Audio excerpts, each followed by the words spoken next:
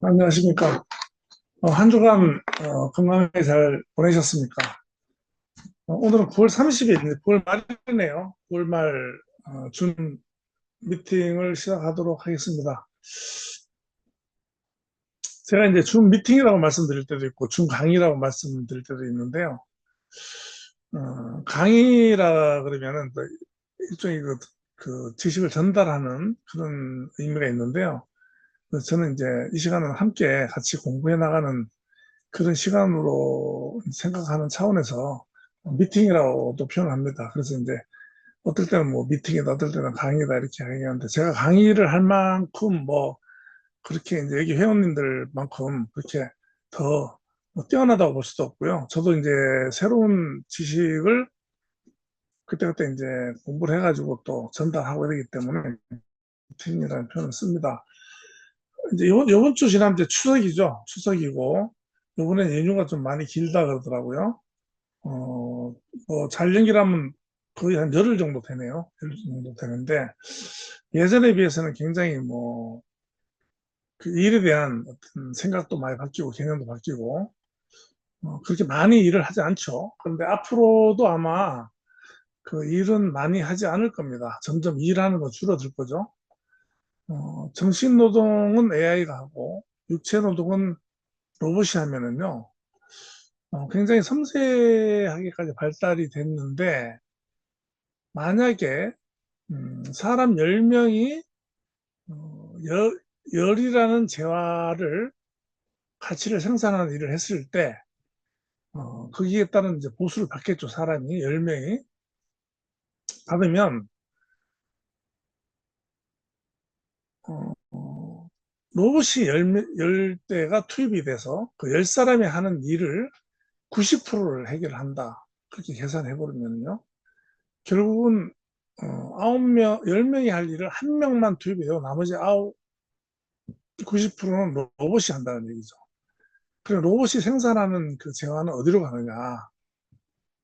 결국은 사람이 일을 적게 해도 공정하게 분배가 된다면 최초의 그 웹 3.0 시대에 여러 가지 이제 그 과학적 기반, 어떤 시스템 기반 이런 걸 인프라를 구성하는 데는 최초의 돈이 들지만 어느 정도 그것이 지나고 나면 이제 모든 것이 그렇잖아요. 대량 생산되면 가격이 맞춰지듯이 그런 사회적인 그 시스템 구축된 다음에는 과거에 10%만 일을 해도 과거에 보수를 받을 수 있다든지 또 성과를 낼 수 있다면은 공정 분배가 된다면 그만큼 일을 안 하겠죠, 사람이. 여기에서 이제 어떤 그 중앙의 개입이 어, 있을 수 있다. 최근에 어떤 연구 논문을 보니까 블록체인은 탈중앙입니다, 탈중앙. 그리고 개인의 자율성과 권리를 보장하는 아주 그런 기술이죠, 블록체인이. 블록체인의 어떤 그런 탈중앙, 탈물질 이런 것들이 웹 3.0 시대를 이끌고 있는데 그런 과정에서 지금 원래 굉장히 두드러지게 나타나는 현상이 뭐냐면요.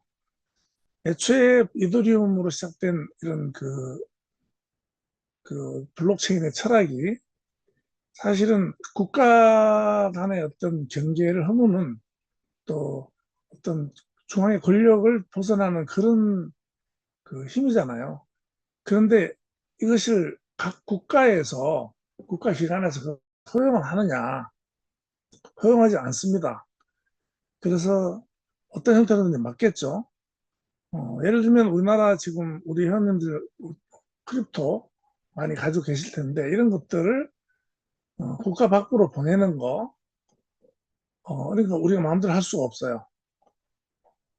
어쨌든 그 인터넷을 통해서 나가고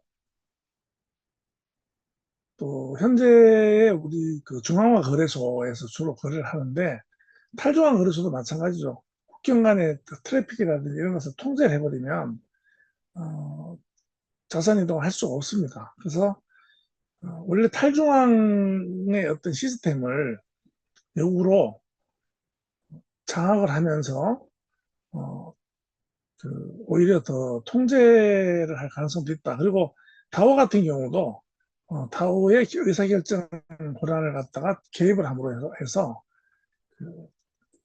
의사결정에도 영향을 미칠 수 있다.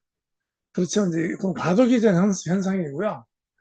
또 지금 그 암호화폐가 많이 나왔고, 그다음에 지금 원래는 스테이블 코인, 달러 스테이블 코인이 굉장히 하던데, 각 국가에서는 또 CBDC를 또 생각을 하고 있습니다. 그래서 CBDC라는 것은 원화 CBDC, 엔화 CBDC, 각 국가 안에 있는 현재 화폐를 암호화폐로 바꾸는 거예요.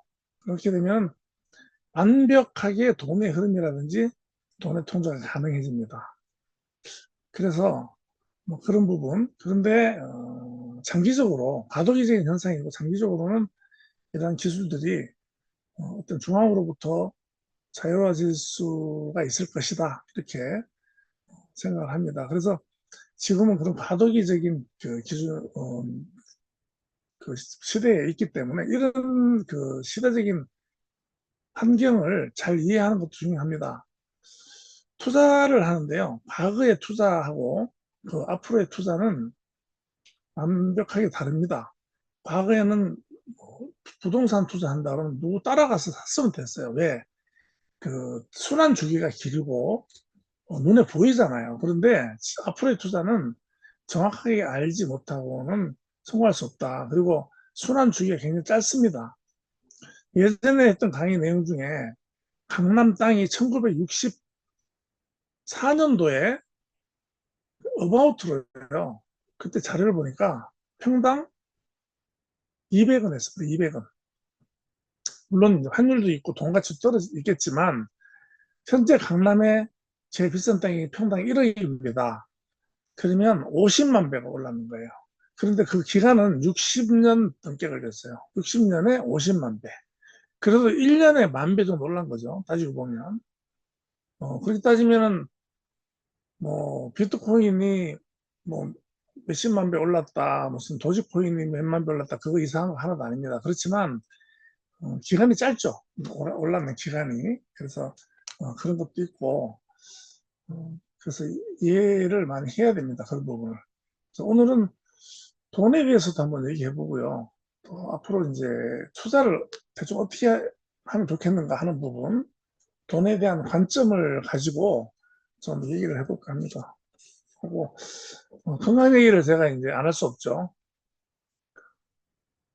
제가 제 루틴은 하루에 1시간 정도 운동하는 거, 그다음에 맨발 걷기, 아침이든 저녁이든 한 40분, 그다음에 소금물 먹기. 이게 이제 제 생활 루틴인데, 며칠 전부터 관심 가지고 이렇게 보니까 제가 원래 잠을 잘 자는데 잠을 못 자요. 수면이 조금 좀 불안정해요. 최근에 와서. 그렇게 보니까, 이게 이제 멜라토닌하고 관계가 있더라고요. 멜라토닌하고. 눈 안쪽, 깊숙한데 제일 안쪽에 들어가면 송가채라는 홍알 만한 뇌가 있는데, 송가채라 그래요. 이게 솔방울처럼 생겼다 그래서 송가채라 그러는데, 거기에서 이제 멜라토닌이 생성이 된답니다. 그런데, 요것이 나이가 들면서 이제 기능이 점점 떨어지는 거죠. 그래서 나이가 한 60, 70 넘어가면은 멜라토닌이 어린애들의 뭐 3분의 1, 5분의 1 정도밖에 안 나온다는 겁니다. 그렇게 되면 이제 숙면을 취하지 못하고, 숙면을 취하지 못하면 우리 몸이 이제 밤에 숙면을 취하면서 자정작용을 하는데 그걸 못하는 거죠. 나이가 좀 있으면서는 숙면을 취하는 게 가장 중요하거든요. 잠이 안 오는 거예요. 굉장히 참 힘들고 고통스럽죠. 왜? 그 다음날을 생각하면 힘든 겁니다. 근데 지금 할 수 있는 것은 낮에 햇빛을 많이 쬐고 밤에는 깜깜해야 된다. 그래서 멜라토닌은 이제 왜 눈 뒤에 있느냐? 눈으로 들어오는 빛을 감지해가지고 생체 시계를 돌리는 역할을 하는 겁니다. 그래서 미국에 가서 시차가 뭐 열 몇 시간 나잖아요. 낮밤이 바뀌는데 어떤 사람 며칠씩 고생하잖아요. 그런데 오전에 햇빛이 쨍쨍 내리쬐을 때 오전 산책을 쭉 몇 시간 하고 나면 그 몸 안의 시계가 바뀌는 겁니다. 그쪽 미국의 그 빚을 기준으로 해가지고. 그래서 건강 관리가 되게 중요하다. 굉장히 소중한 겁니다. 그리고 이제 혈관, 우리 몸에서 가장 빨리 노화되는 것이 혈관이다라고 합니다. 혈관 건강 굉장히 중요하죠. 그래서 이제 혈관 건강에 좋으려면 어떻게 하느냐. 뭐 요즘 많이 나오잖아요. 자료도 많고. 그래서 제가 배움에 대해서 말씀 많이 드리는데요. 배움은 부도 이루지만 건강을 지키는 데도 필요하다. 그리고 또 놀려고 해도 배움이 필요하다. 알아야지 놀죠. 재밌는 것을. 그래서 살아가면서 점점 재밌는 게 없어지는 거예요. 어릴 때는 다 재밌잖아요. 점점 재밌는 게 없어지는데 왜 없어지냐? 새로운 게 없기 때문에 그러는 거죠. 그럼 재밌게 살려면 어떻게 해야 되느냐? 새로운 재미를 찾아야 되는 겁니다. 그런 부분에 이제 각자가 맞는 그렇게 있고, 새로운 것을 찾는 것도 쉽지는 않지만, 그래서 항상 배움의 자세를 가지고 살아가는 것이 중요하다라고 생각을 합니다. PPT 분량이 좀 있는데요. 좀 빨리 보면서 이렇게 얘기를 하도록 할게요. 그 강의를 들어가기 전에 그 돈이 어떻게 이제 발행하느냐. 1971년 기준으로 해서 근본이 그 달러에서 신용 달러로 바뀌죠. 바뀌고 그 다음에 1944년도에는 벌점 우주 체제로 해가지고 근본위로 하고 그 이전에는 영국의 파운드가 이제 기축 통화였어요. 그래서 이렇게 흘러오는 과정, 이것이 무엇을 의미하느냐 그런 것을 기본 배경으로 좀 알고요. 그러니까 1971년도에 그 금본위의 그 기축 통화가 달러가 닉슨이 발표하죠. 금 못 바꿔준다. 근데 그 이전에는 금 뭐 1달러 뭐 36온스 그 비중이 그 1달러에 대한 비중이 있어요. 그래서 달러에 보면은 그 금을 얼마 준다 이런 식으로 이제 기록이 돼 있어서 달러에는요. 근데 이제 뭐그 프랑스의 드골 대통령이나 서유럽 쪽에서 너희들 그 금 가진 만큼 발행하지 않지 않느냐 해서 따진 거예요. 그러다 보니까 닉슨이 이제 소위 말하면 이제 뱅크런이죠. 우리 금을 못 바꿔준다. 너희들 달러 가져오면. 결국 부도 낸 겁니다. 사실은 미국이.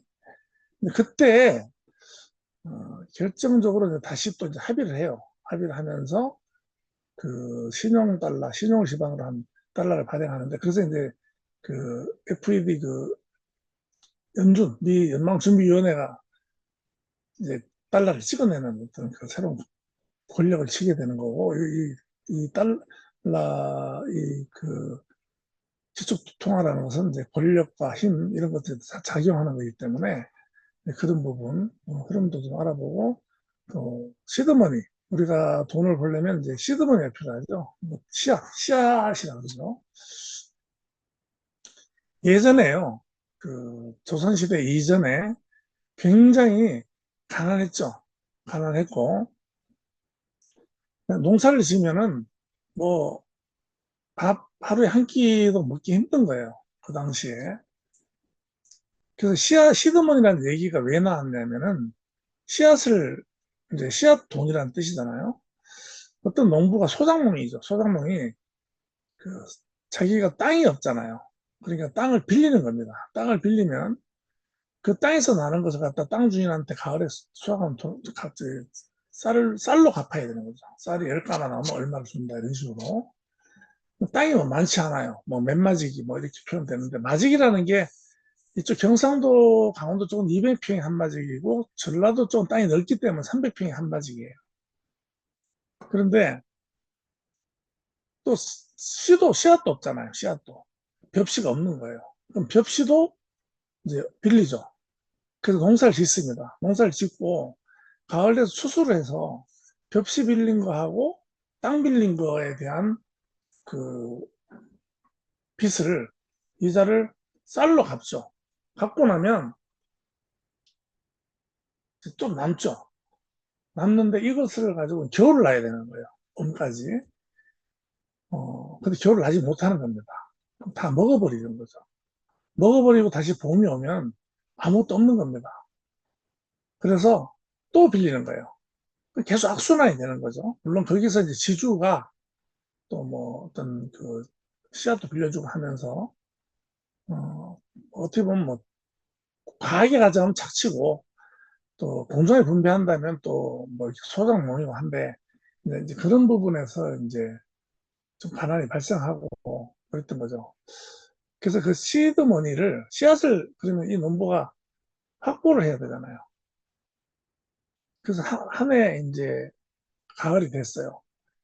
내년에 한 해 농사 지을 씨앗을 정말 땅속에다 묻어놓고 이제 저건 안 먹는다. 이러고 온 식구 뭐 애들 한 셋 부인 해가지고 정말 산에 가서 풀뿌리 깨먹고 뭐 덫을 놔서 뭐 짐승을 잡아먹고 버틴 겁니다. 버텨서 이들이 봄이 됐는데 이제 봄 되면 이제 여름이나 먹을 게 좀 많이 나오잖아요. 그래서 그것을 가지고 농사를 지었어요. 가을 되니까 그 씨앗을 빌린 비용을 안 내도 되잖아요. 그래서 그때부터는 이제 잉여가 되면서 이 사람이 이제 부가 생기는 거죠. 그래서 그냥 뭐 굶어 죽다시피 하면서 그 씨앗을 확보한 거죠. 시드머니라는 것은 우리한테 이런 것이죠. 그런데 우리가 투자하면서 왜 여유자금을 가지고 해라 그렇게 말하냐면 당장 쓸 돈인데 그걸 투자해버리는 거죠. 그것이 이제 오를 것이라고 생각하고 오르지 않죠. 떨어지죠. 그러면 이제 망하는 거죠. 그럼 또 빚을 내야 되는 거고 이런 부분이기 때문에 이제 그런 부분 시드머니를 갖다 어떻게 확보할 것이냐 가장 이상적인 시드머니를 1억이라고 봅니다. 1억. 통상 1억을 봐요. 돈 있는, 이제 일반적인 기준으로 봤을 때. 그래서 이제 그런 차원에서 한번 또 보고, PPT 보면서 얘기를 하도록 하겠습니다.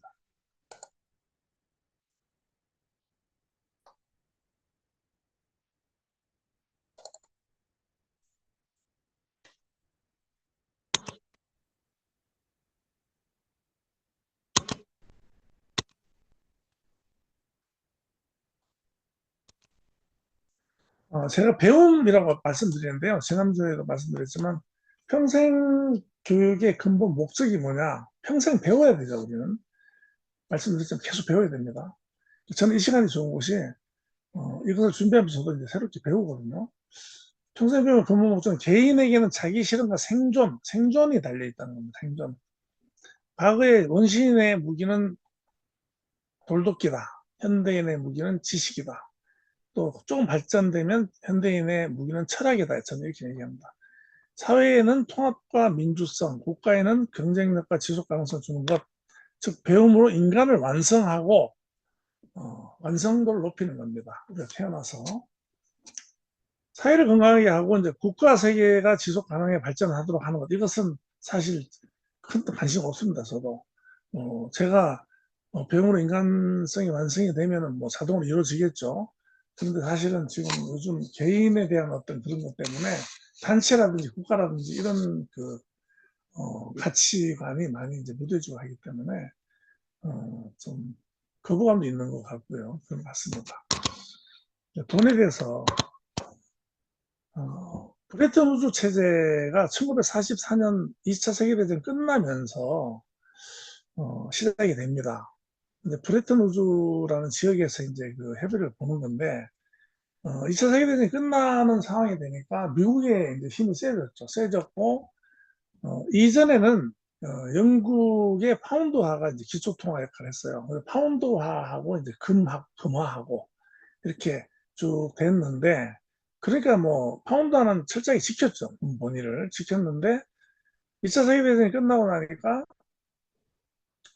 전 세계 금의 70% 정도를 미국에 가 있는 겁니다. 미국이 보유하고 있기 때문에 그럼 미국에서 달러를 그 기초통화를 하자 해서 브레튼 우주에서 합의를 봐요. 그래서 달러가 이제 기초통화 됩니다. 되면서 달러가 이렇게 쭉 이제 세계에서 이제 유통이 되죠. 유통이 되는데 그래도 그때는 이제 파운드화도 이제 그 두 개 축으로 기초통화였기 때문에 같이 돌아가요. 같이 돌아가고 또 금화도 유통이 되고 하는데 점점 이제 금화는 불편해지고 없어지는 거고 파운드화도 좀 유통이 되고 이렇게 되다가 1971년도에 이제 돼서 그때 이제 70년도 되니까 이제 프랑스의 드골이라든지 서유럽 쪽에서 야 아무리 봐도 너희 돈 찍어내는 꼴 보니까 금 아닌 것 같아.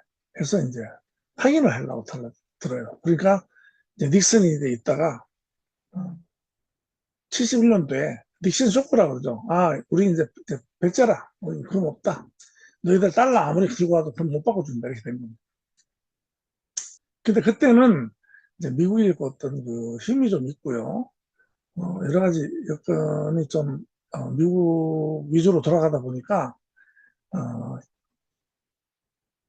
미국의 달러가 그대로 유지가 하되 이제 신용으로 그래서 결국 이제 금에서 달러 종이로 금에서 종이 이 말은 뭐냐면 금만큼의 어떤 가치가 있는 종입니다. 이 종이는 파운드 하나, 달러 하나가 지나면서도 이제 정부 보장의 신용 달러로 이제 바뀌는 거예요.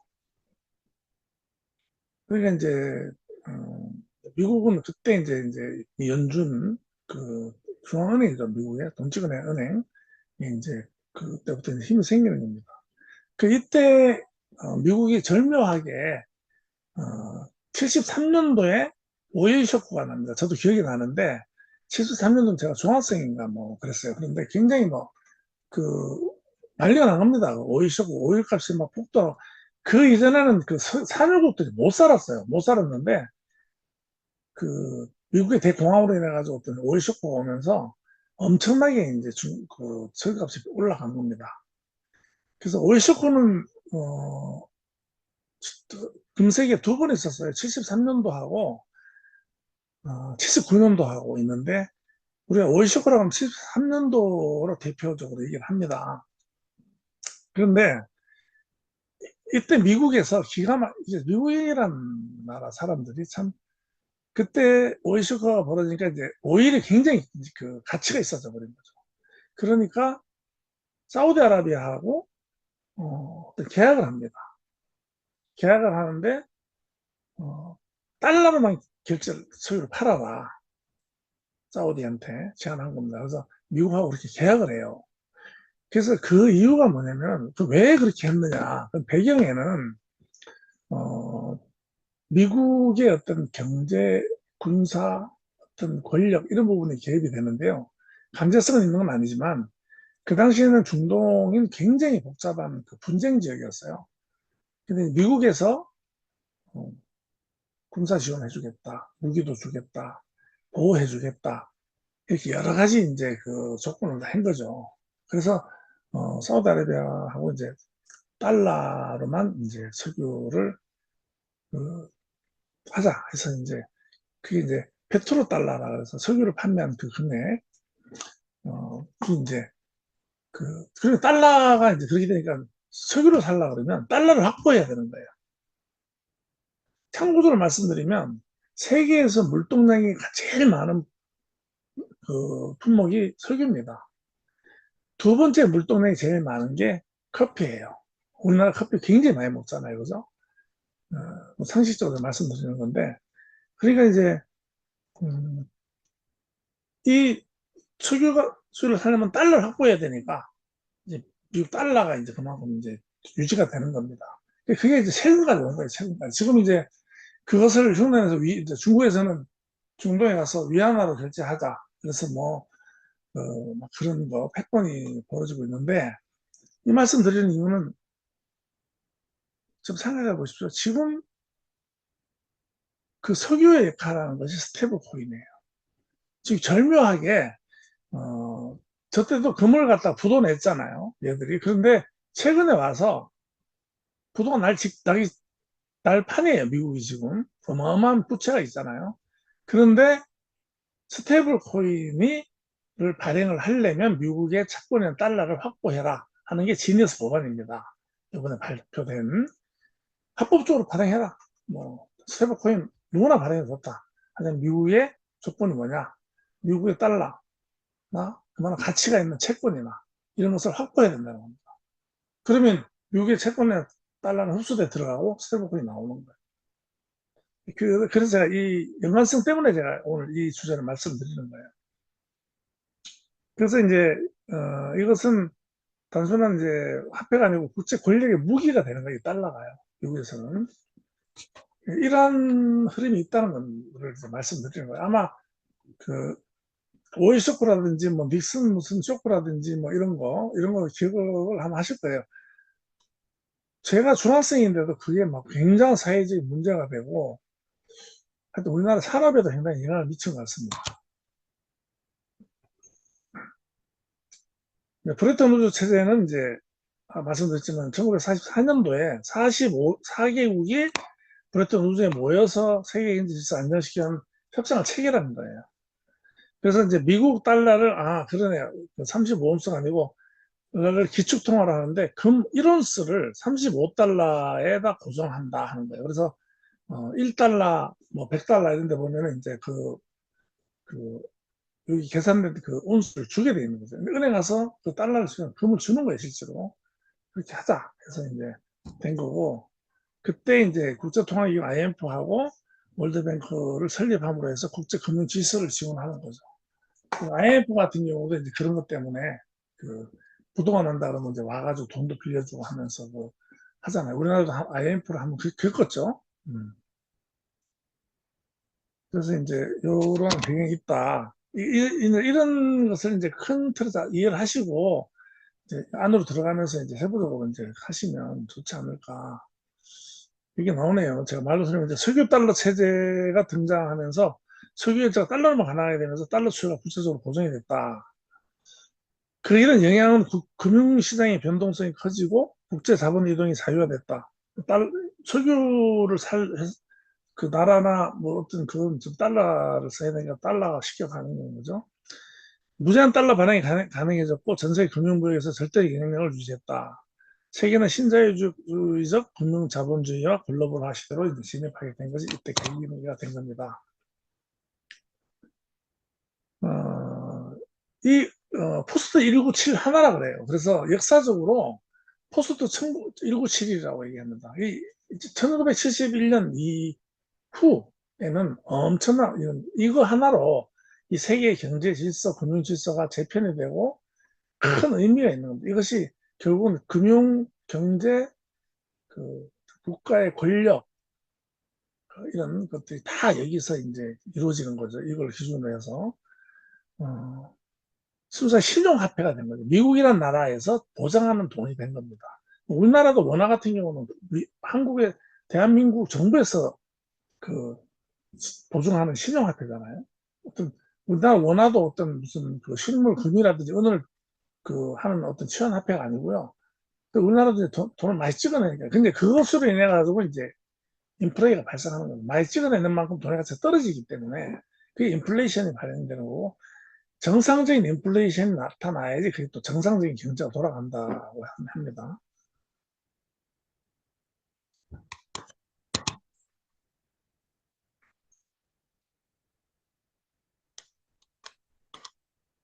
그게 이제 지금까지 오면서 이제 어, 금융시장의 기본 단위로 이제 달러가 이제 됐고 달러 통화 공급을 통해서 전 세계 세너리지를 독점해요. 세너리지라는 것은 이제 그 화폐를 발행하는 주체의 그 얻는 이익이죠. 뭐 발행한 주체에서 100달러를 찍는데 비용이 50센트밖에 안 들다 그러면 99.5센트가 세너리지 이득인 겁니다. 종이 그냥 아무것도 없는 데서 이제 이익을 취하는 거죠. 그건 세너리지라고.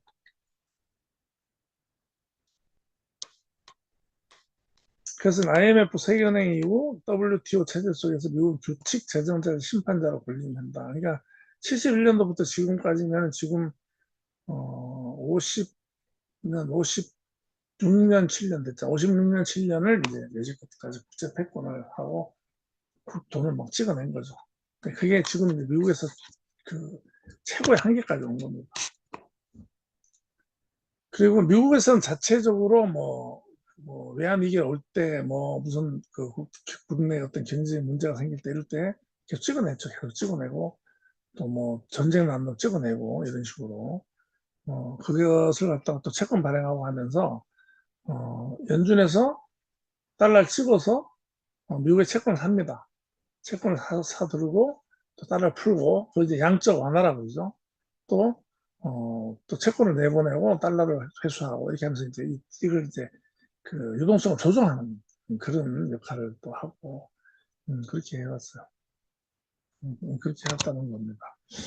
그래서 포스트 1971 체제는 미국이 금이 아니라 달러 자체를 세계의 신용과 질서의 근간으로 만든 시대고 이는 단순한 초강대국을 넘어서 세계 경제, 금융을 지배하는 패권국으로 확립되는 전환점이 됐다는 겁니다.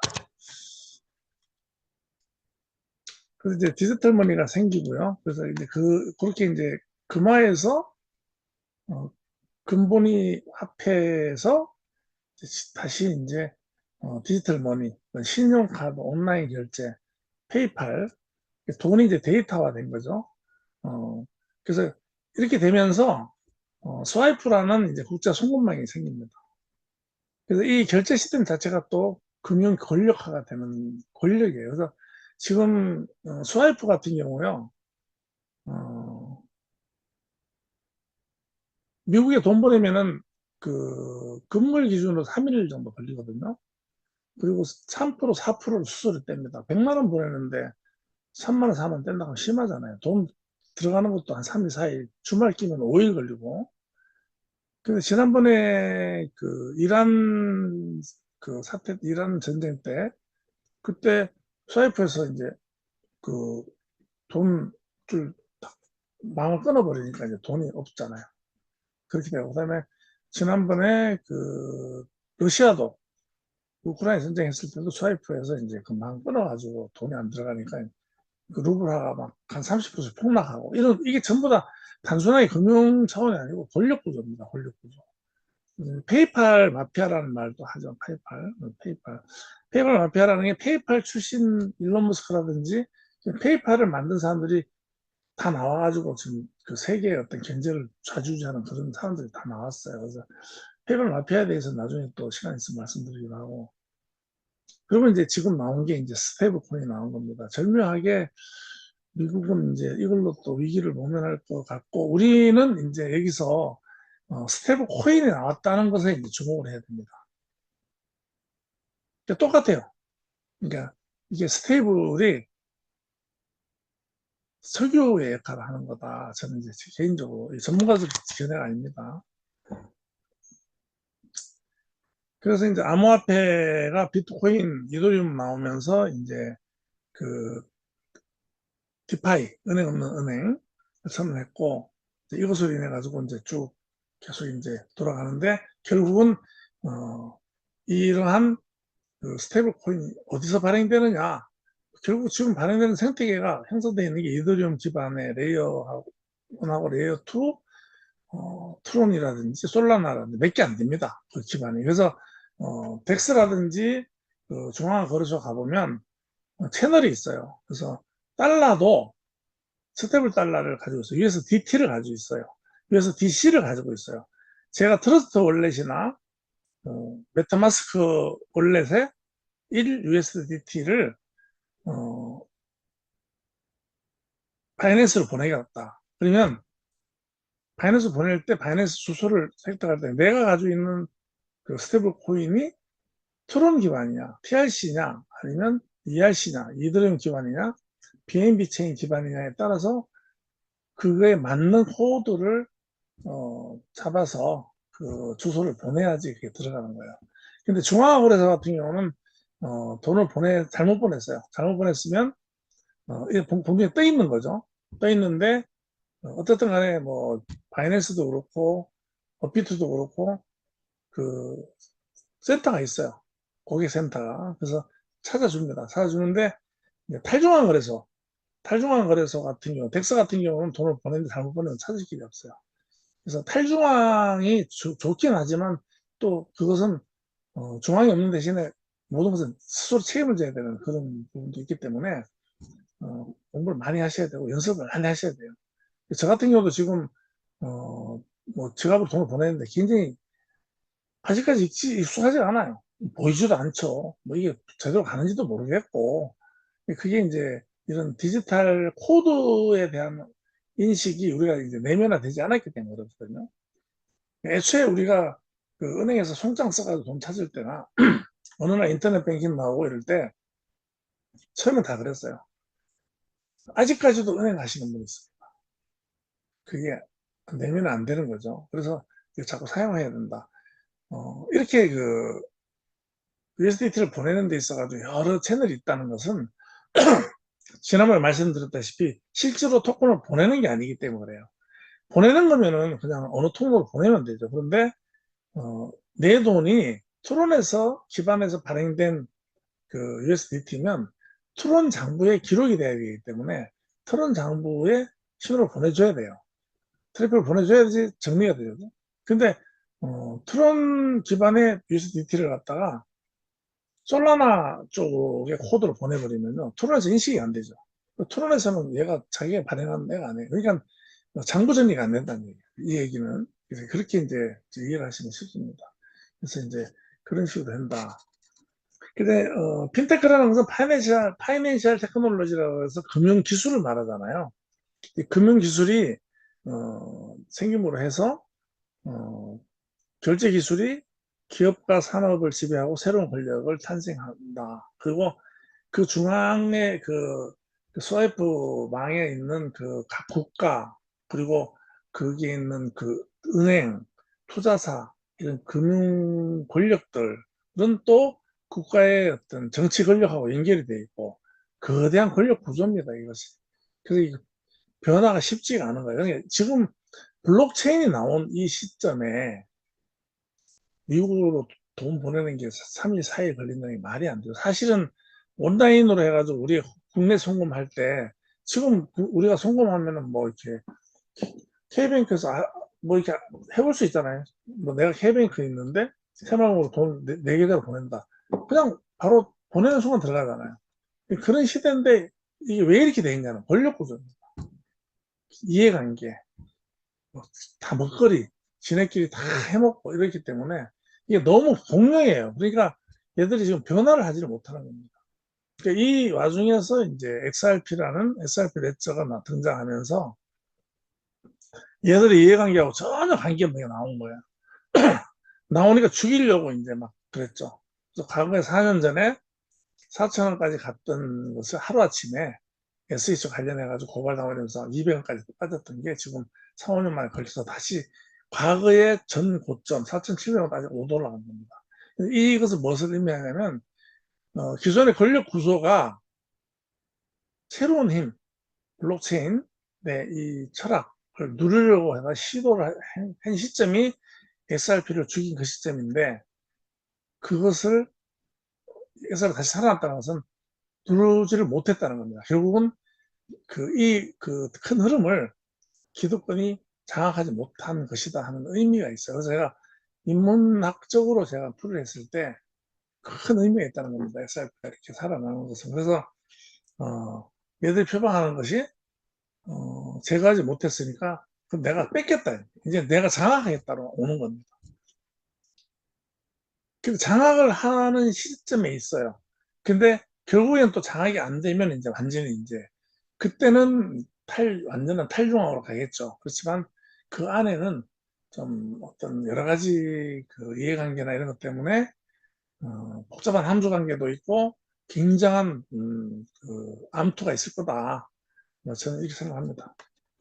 저희는 이제 이런 속에서 뭔가 투자의 어떤 이득을 찾아야 된다는 겁니다. 개인주의, 그 개인의 존재가 그 굉장히 보장받는 시대가 오잖아요. 자기 자신이 잘 돼야 되는 겁니다. 그래서 결론적으로 이제 그 전에 뭐 조개도 있었고 뭐 있었지만 그걸 이제 무시하고 금속으로 시작한 돈이 쭉 바뀌면서 지금 이제 CBDC로 또 스테이블 코인으로 그 다음에 암호화 자산으로 이렇게 이제 재편되면서 달러 패권은 지속될 것이고 또 블록체인 기반의 다극 체제가 또 되는 겁니다. 과거에는 미국에서 달러를 연준해서 발행했지만 앞으로는 스테이블 코인은 누구든지 발행할 수 있다. 다른 거죠, 이제. 그러면 앞으로 이제 이러한 돈은 누가 지배할 것이냐, 뭐 빅테크가 될 것이냐. 제가 생각했을 때는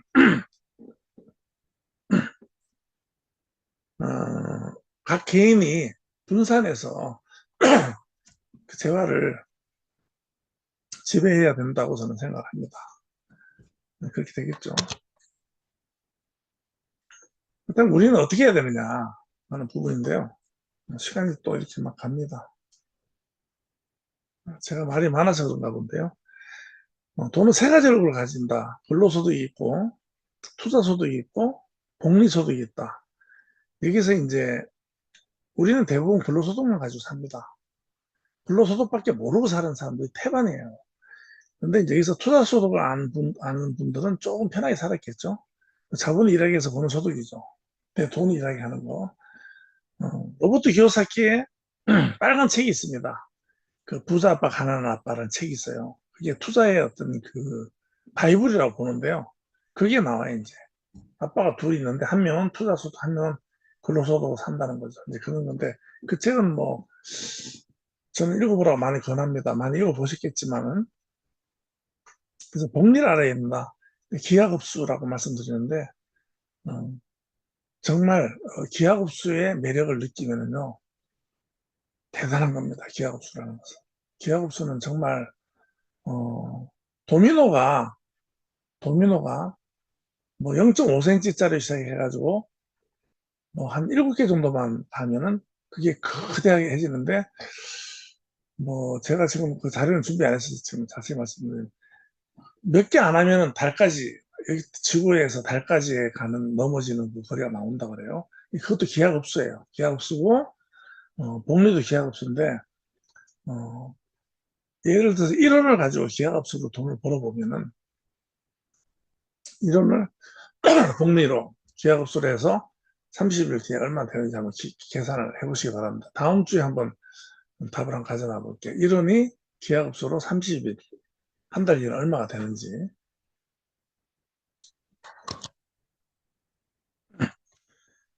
돈을 대하는 기본 정서를 우리가 좀 알아야 되는 게요. 돈은 존중해야 됩니다. 그래서 뭐 일본에 누가 쓴 책에 보면 장지갑을 써라. 그럼 돈은 거기 다 가지런히 해서 집어넣고 돈을 갖다 똑같은 방향으로 가지런히 집어넣고 저도 그래서 장지갑을 썼어요. 근데 장지갑을 쓰면 어떻습니까? 잊어버려요. 옷을 벗어서 접었다 폈다면은 그래서 이제 그거 흉내낸다 잊어버린 적도 있는데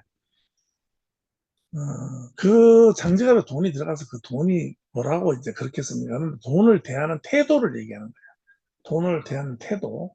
그것은 그 주체가 돈이 있는 게 아니고 나한테 있는 거죠. 존중을 하지만 집착은 하면 안 된다, 돈은. 사랑도 집착하면 안 되죠. 사람에 집착을 해도 안 됩니다. 너무 집착하다 보면 이제 그 상대방 싫어하죠, 그죠? 돈도 마찬가지다. 지금 말씀드린 것은 이제 인플레이션, 위기 거래소, 위기, 뭐 거래소 파산, 거래소 파산도 많이 일어나죠. 그런 것이 있으면 이거 야 이거 해로워하지 마 도망가는 게 아니고요. 그거 들여다볼 줄 알아야 된다고 해요. 들여다보고 분석해보고. 그래서 배우는 태도가 중요하다. 결국은 태도입니다. 그 다음에 이제 어, 떤 분이 어떤 이런 얘기를 해요. 돈을 저축을 월급 받은 돈을 저축하려면 어떤 돈을 저축하냐 그러니까 여윳돈을 저축한다는 거예요. 절대로 안 된다. 돈을 벌면은 저축을 먼저 떼고 그리고 나서 돈 써라. 이제 기본 원리다. 돈을 모으는 사람들은. 그런 얘기를 하는데 절제와 규율이 필요하다. 버는 것도 중요하지만 쓰는 것이 더 중요하다는 겁니다. 부를 이룬 사람들의 공통 마인드는 이제 시간을 친구로 산다. 46분인데요. 빨리 할게요. 사실 주식이나 코인을 사놓고요. 1년도 아니고 3개월도 아니고 하루에도 수십 번 들여다보는 거예요. 수십 번. 그러면 이제 그 씨앗을 심어 놓고 계속 싹이 안 나나 매일 파보는 거하고 똑같은 거예요. 얘 죽죠, 얘가. 그게 적절한 비유입니다. 씨앗이 자라도록 기다려야 되잖아요. 물 주고 기다려야 되잖아요. 근데 안 기다려요. 그리고 이제 투자를 두려워하지 않고 피하지 않는다. 다만 이제 분산하고 감당 가능한 위험만 집니다. 그래서 선물하지 말라는 겁니다. 선물 레버리지 10배 올려버리면 다 청산돼버리잖아요. 그죠? 그런 부분. 돈을 벌려면 이제 안전하게 돈을 벌고 성장시키고 또 투자하고 실험하는 그런 것을 해야 된다. 부자는 돈을 쌓는 것보다 흐르게 하는 것을 중요시한다. 돈을 쌓아놓으면 안 되죠. 흐르게 한다는 것은 뭔가 투자해서 돈이 나가고 그 돈이 소모가 되면서 또 더 큰 수익이 돼서 돌아오게 하는 그 돈의 흐름을 만들어주는데 그 흐름을 내가 어디다 만들 것이냐 하는 부분을 돈을 내보내야 돼요, 일단. 내보내면 얘가 흘러서 나갔다가 돌아서 다시 이제 더 큰 돈으로 들어오는 거다. 그 현금 흐름과 투자 흐름, 그 배움의 흐름을 만들어서 돈이 정체가 되지 않게 하는 것이 중요하다는 겁니다.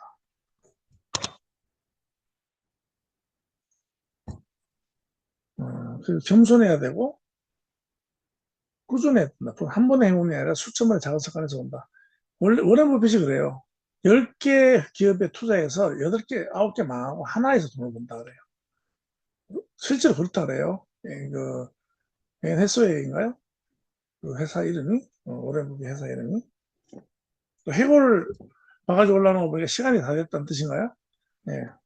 그래서 돈을 쫓는 게 아니라 돈이 나를 도와 어떤 사람을 만들 수 있는지 자문해야 된다. 생각을 계속 해야 된다. 생각을 계속 생각을 해야 된다. 생각.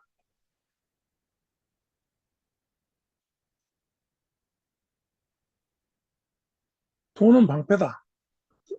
욕먹을 채우는 칼이 아니고요. 나를 보호하는 방패라고 생각해야 된다. 칼이 아니다. 칼처럼 쓰면 안 된다는 겁니다. 그다음에 벌기보다 잃지 않기 우선. 이거 되게 중요한 건데요. 우리가 그 투자를 하다 보면 베팅이라 그러죠. 베팅하면 안 되죠. 베팅은 다른 걸 목적으로 하는데 어, 잃는 것의 기준은요. 그 잃는 것을 피하는 쪽으로 투자를 해야 되는 거예요.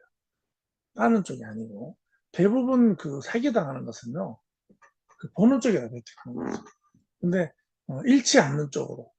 그래서 가장 기본적인 원칙이요. 지금 그 블록체인 기반으로 한 또 코인을 빙자합니다. 코인을 기반도 아니에요. 빙자한 파생 상품식 그 많이 나오고 있어요. 근데 거기서는요 주목을 해야 될 게 대부분 USDT로 들어갑니다. 들어갔는데 거기에서 보상이 돼서 나온다거나 불려지는 코인이 듣도 보도 못한 코인이다. 그거 안 해야 됩니다. 안 해야 되고 또 한 가지는 내가 직접 내 거래소에서 내 지갑으로 옮겨진 돈이 OKX라든지 바이낸스에 있는 그 유동성 풀이라든지 이런 데 직접 들어가서 내가 보는 데서 투자가 되고 수익이 나고 내가 뺄 수 있는 거 내가 직접 핸들링을 할 수 없으면 안 해야 됩니다. 깜깜이 투자죠. 그런 부분 그런 것을 이제 좀 생각을 해야 됩니다. 그리고 자기 기준이 있어야 돼요. 기준이 있어야 되기 때문에 대부분 돈을 잃는 경우가 방어적이지 않고 공격적으로 하기 때문에 돈을 잃는 거예요.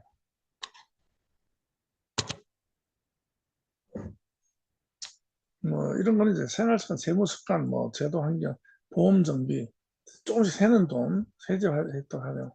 그래서 이제 그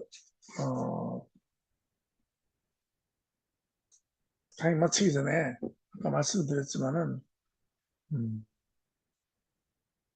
안정적인 거 그리고 시간 좀 걸리더라도 차분차분하게 이렇게 쌓아 나가는 것이 중요합니다. 그 오렌 버핏도 50이 넘어서 그때부터 큰 이제 수익이 들어오기 시작했다 그래요. 상당히 장기를 본 겁니다. 그래서 그렇게 하고 초기 투자는 전부 다 이제 ETF라든지 인덱스 투자라든지 안정적인 거 채권을 일조로 해 나가면서 이렇게 해 나가고 그 시드머니를 만드는 것은 이제 1억이 가장 좋다. 1억. 1억까지 만든 사람은 성공할 확률이 높답니다. 1억까지. 1억까지 어떻게 만드냐 그러는데, 어쨌든 연구를 해봐야죠. 공부를 하고.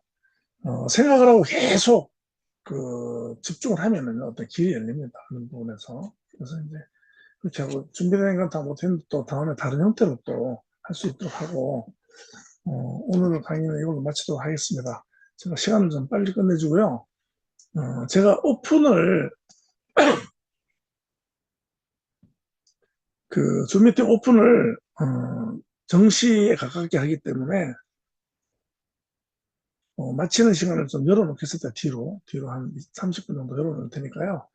시간은 좀 그렇게 좀 가져가시고, 다음 주에도 좋은 시간으로 다시 뵙도록 하겠습니다. 오늘, 함께 해주셔서 감사했습니다.